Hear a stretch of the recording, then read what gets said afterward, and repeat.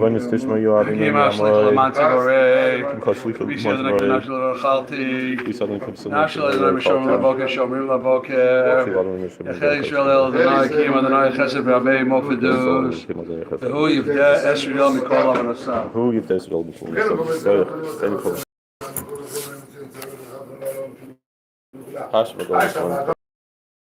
Right, and for the Simcha today, we'll learn a quick halacha.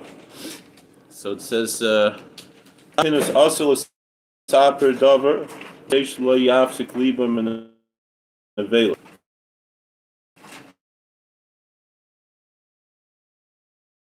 So they can't talk, not because it's an interruption, but what will say puts or to leave the room. Why? Because if you talk or you leave, you're going to forget what the whole point of Tisha B'Av. So all the more so if a non-Jewish person, I know he's doing in shul, but I guess during Kinnis, you don't interrupt the talk. However, we do interrupt.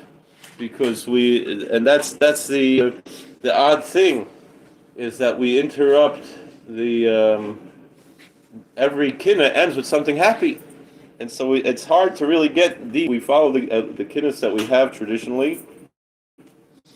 It's hard to really get into the Avelus, and I think that's kind of the point, is that to go back and forth and. When we say not to speak with a non-Jew, we're not talking about someone who's coming want to convert or something like that. We're talking about Aqua means really someone who doesn't share our faith. But in any event, we know the famous story that Napoleon Bonaparte came into a shul during Tisha B'Av, and he said, when he saw the people mourning, he said, "What's all this about?" He says, "About the destruction of the Beis Hamikdash." He said, "Well, when did that happen? Last week?" They said, "No, it happened 1,700 years ago." And he said, "Oh. So for that interruption was worthwhile, even though the Mechaber says not to, because what did Napoleon say? Such a people who could mourn for 1,700 years, they're sure they're going to get the Beis Hamikdash back, and we can hope it might even be before Tisha B'Av, so we won't have to sit on the floor.